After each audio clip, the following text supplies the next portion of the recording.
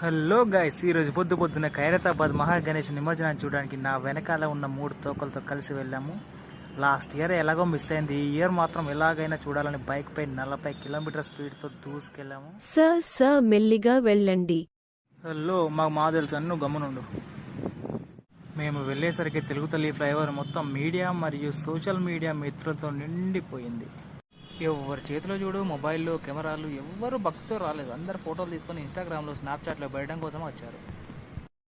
ఖైరతాబాద్ వినాయక నిమజ్జనాన్ని వీక్షించడానికి చాలా పక్షులు ఇక్కడికి వచ్చాయి. అరే ఎదవా, అవి పక్షులు కాదురా, డ్రోన్స్. మాకు తెలుసులే, స్పెట్స్ పెట్టుకోలేదు అంతే.